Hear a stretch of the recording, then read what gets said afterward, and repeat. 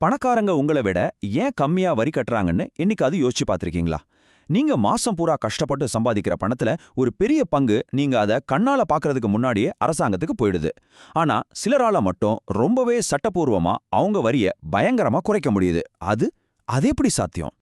வாங்க, பணம் கதைக்கு உங்களை வரவேற்கிறேன். இங்க பணத்தோட ரகசிய கதைகளை எல்லாம் அலசி ஆராய்ஞ்சு உங்களை ஒரு புத்திசாலி முதலீட்டாளரா மாத்துறது தான் எங்க நோக்கம்.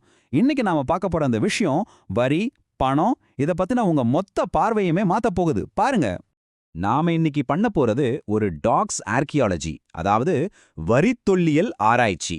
அரசாங்கத்தோட ரகசிய வரபடத்தை நம்ம ஒன்னா சேர்ந்து தோண்டி எடுக்க போறோம்.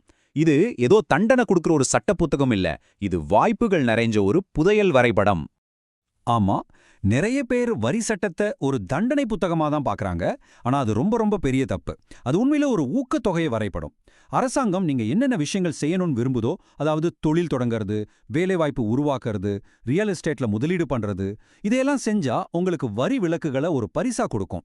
இதுதான் பணக்காரங்க புரிஞ்சுகிட்ட முதல் முக்கியமான ரகசியம்.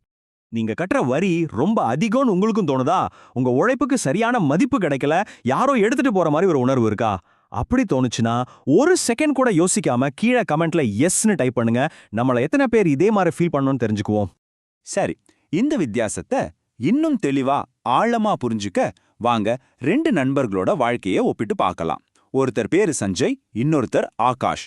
இவங்க 2 பேரோட கதை 2 விதமான வரி விதிப்பு முறைகள் எப்படி ஒருத்தரோட நிதி வாழ்க்கையை தலைகீழா மாத்துதுன்னு நமக்கு அப்பட்டமா காட்டும். முதல்ல மாத சம்பளம் வாங்குற சஞ்சய். இவர் ஒரு திறமையான ஊழியர். மாசத்துக்கு 2 லட்சம் ரூபாய் சம்பாதிக்கிறார். ஆனா பிரச்சனை என்ன தெரியுமா? இந்த பணம் அவர் கைக்கு வர்றதுக்கு முன்னாடியே அரசாங்கம் வரியை பிடிச்சிடுது. அதனால மிச்சமிக்கிற பணத்துல தான் அவர் தான் வீட்டு வாடகை, சாப்பாடு, மற்ற செலவுகள் எல்லாத்தையுமே செய்ய முடியுது. இதனால தான் சஞ்சய் ஒரு டாக்ஸ் விக்டிம். இப்போ ஆகாஷ பாருங்க. அவரும் மாசம் 2 லட்சம் ரூபாய் வருமானம் ஈட்டுறார். ஆனா அவர் ஒரு தொழில் முனைவோர், ஒரு ஆர்கிடெக்ட். அவர் முதல்ல தான் தொழில் சம்பந்தமான எல்லா செலவுகளையும் செஞ்சுட்டு அதுக்கப்புறம் மிச்சம் இருக்கிற லாபத்துக்கு மட்டும்தான் வரி கட்டுறார். இதுதான் இங்க விளையாட்டு விதியே மாத்திர ஒரு மிகப்பெரிய வித்தியாசம். ஆகாஷ் எப்படி ஜெயிக்கிறார்னு பாருங்க.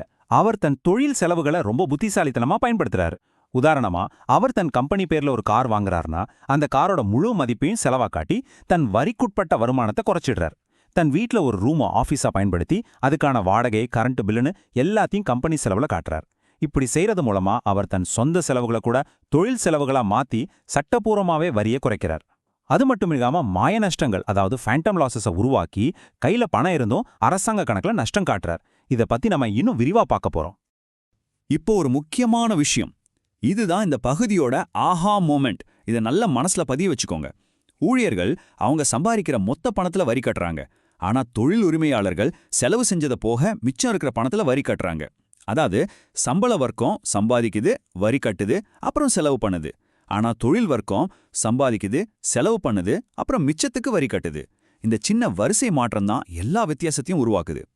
இந்த வரி அமைப்பு முழுக்க முழுக்க தொழிலதிபர்களுக்காகவும் முதலீட்டாளர்களுக்காகவும் தான் எழுதப்பட்டிருக்கு. தொழிலாளர்களுக்காக இல்லைன்னு உங்களுக்கு இப்போ புரிஞ்சிருந்தா உடனே இந்த விளக்கத்துக்கு ஒரு லைக் போடுங்க. நீங்களும் ஒரு விக்டிம் நிலையிலிருந்து ஆர்கிடெக்ட் நிலைக்கு மாறணும்னு முடிவு பண்ணிட்டீங்கன்னா மறக்காம நம்ம சேனலுக்கு சப்ஸ்கிரைப் பண்ணுங்க. வாங்க அடுத்த பகுதிக்கு போகலாம். ஒரு வரித்தொல்லியல் நிபுணர் பயன்படுத்துற ரொம்ப ரொம்ப முக்கியமான ஒரு ரகசியமான கருவி பத்தி பார்க்க போறோம். அதுதான் மாய நஷ்டங்கள் அல்லது ஃபேண்டம் லாசஸ். இது பணக்காரங்க சட்டப்பூர்வமா வரி கட்டாம இருக்க பயன்படுத்துற ஒரு பயங்கர சக்தி வாய்ந்த தந்திரம். இந்த மாய நஷ்டத்தோட அடிப்படை டெப்ரீசியேஷன், அதாவது தேய்மானம். இதோட அர்த்தம் என்னன்னா, நீங்க ஒரு சொத்தை, உதாரணத்துக்கு ஒரு பில்டிங்கை வாங்குறீங்கன்னு வச்சுப்போம். சட்டப்படி ஒவ்வொரு வருஷமும் அதோட மதிப்பு பேப்பர்ல ஒரு குறிப்பிட்ட சதவீதம் குறையறதா நீங்க கணக்கு காட்டலாம். இதனால உங்க லாபம் கம்மியா தெரியும், வரியும் குறையும். ஆனா உண்மையில அந்த பில்டிங்கோட மதிப்பு மார்க்கெட்ல ஏறிக்கிட்டே இருக்கலாம். இது சட்டப்பூர்வமா அனுமதிக்கப்பட்ட ஒரு சூப்பரான வரி குறிப்பு முறை. இதுதான் ஒரு மாய நஷ்டத்தை உருவாக்குது. அதாவது உண்மையிலே உங்களுக்கு எந்த நஷ்டமும் இல்லை. ஒருவேளை அந்த சொத்து மூலியமா உங்களுக்கு வாடகை வருமானம் வந்து உங்க பாக்கெட்ல பணம் சேர்ந்துகிட்டே இருக்கலாம். ஆனா அரசாங்கத்துக்கிட்ட மட்டும் எனக்கு இந்த வருஷம் தேய்மானம் மூலியமா நஷ்டம் ஆயிடுச்சுன்னு கணக்கு காட்டி வரி கட்டுறதை தவிர்க்கலாம். இதுதான் பணக்காரங்க பயன்படுத்துற ஒரு பெரிய தந்திரம். இதோ இந்த பகுதியோட உச்சகட்டமான ஆஹா தருணம். நீங்க ஒரே நேரத்துல கேஷ் ரிச் ஆகவும், அதாவது கையில நிறைய பணத்தோடவும் இருக்கலாம். ஆனா பேப்பர்ல டாக்ஸ் போராகவும், அதாவது வரி கட்டவே தேவையில்லாத அளவுக்கு குறைவான வருமானம் உள்ளவராகவும் இருக்கலாம். இதுதான் நிதி சுதந்திரத்துக்கான உண்மையான ரகசியம். இப்போ உங்க வாழ்க்கையோட மிகப்பெரிய செலவு எதுன்னு பார்க்கலாம். இதுதான் உண்மையான பிரச்சனை. நீங்க வீடு, காரு, சாப்பாடுன்னு நினைக்கலாம். ஆனா அதுக்கும் மேல ஒரு கண்ணுக்கு தெரியாத பெரிய செலவு இருக்கு. சராசரியா உங்க வாழ்க்கை முழுதும் நீங்க உழைக்கிறதுல 30% நீங்க வரியா கட்டிடுறீங்க. யோசிச்சு பாருங்க, நீங்க 40 வருஷம் வேலை செஞ்சா அதுல கிட்டத்தட்ட 12 வருஷம் நீங்க அரசாங்கத்துக்காக மட்டும்தான் வேலை செய்றீங்க.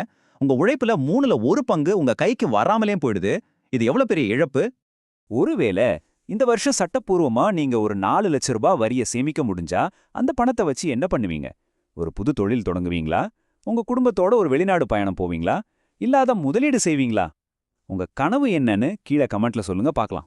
சரி, பிரச்சனைகளை பத்தி பேசுனது போதும். இப்போ தீர்வுக்கு வருவோம். நீங்க எப்படி சஞ்சய்ன்ற விக்டம் நிலையிலிருந்து ஆகாஷ்ன்ற ஆர்கிடெக்ட் நிலைக்கு மாறுறது? இதுதான் உங்களுக்கான லட்சியம், உங்களுக்கான மிஷன். ஒரு ஆர்கிடெக்டோட மனநிலை எப்படி இருக்கணும்? 1. வரி சட்டத்தை பார்த்து பயப்படுறத நிறுத்திட்டு அதோட ஒரு மாணவனா மாறுங்க. அத படிக்க ஆரம்பிங்க. 2. இந்த சட்டம் ஒரு தண்டனை புத்தகம் இல்ல, அது ஒரு ஊக்கத்தொகை வரைபடம்னு ஆழமா புரிஞ்சுக்கோங்க. 3. உங்க வாழ்க்கைய ஒரு தொழில் நோக்கத்தோட கட்டமைங்க. உங்க ஒவ்வொரு செலவையும் எப்படி தொழில் செலவா மாத்தலாம்னு யோசிங்க. 4. முதல்ல வரி பிரச்சனைக்கு தீர்வு கண்டா உங்க செல்வம் தானா பெருக்கும். இதுதான் மிக முக்கியமான விதி. இந்த மாதிரி இன்னும் பல வரி சேமிப்பு வழிகள் அடங்கிய ஒரு முழு ஆர்கியாலஜி லிஸ்ட் உங்களுக்கு வேணும்னா கீழே கமெண்ட்ல டிடக்ட்னு டைப் பண்ணுங்க. ஆனா கமெண்ட் பண்றதுக்கு முன்னாடி நீங்க நம்ம சேனலுக்கு சப்ஸ்கிரைப் பண்ணிருக்கீங்களான்னு ஒரு தடவை செக் பண்ணிக்கோங்க. அப்போதான் நான் அந்த லிஸ்ட்டை உங்களுக்கு அனுப்ப முடியும். நாளைக்கு பணம் கதையில என்ன பார்க்க போறோம்? இது உங்களுக்கான அடுத்த படி. வரியில சேமிச்ச பணத்தை சும்மா வச்சிருக்க கூடாது இல்லையா? அதை எங்க முதலீடு செஞ்சு பல மடங்கா பெருக்கிறது. நாளைக்கு நாம ஏஐ எனர்ஜி நெக்ஸஸ் பத்தி பார்க்க போறோம். செயற்கை நுண்ணறிவு, அதாவது ஏஐ மூலியமா 100 மடங்கு செல்வம் சேர்க்கறதுக்கான ரகசியம் உலகத்தோட மின்சார கட்டமைப்புல மறைஞ்சிருக்கு. இது அடுத்த $1 ட்ரில்லியன் வாய்ப்பு. இதை நீங்க கண்டிப்பா தெரிஞ்சுக்கணும். இந்த பவர் பிளேவை நீங்க ஒரு நொடி கூட தவற விடாம இருக்க உடனே சப்ஸ்கிரைப் பண்ணி அந்த பெல் பட்டனையும் அழுத்துங்க. அப்பதான் நான் அடுத்த வீடியோ போட்டதும் உங்களுக்கு நோட்டிஃபிகேஷன் வரும். நாளைக்கு இதே நேரத்துல சந்திப்போம்.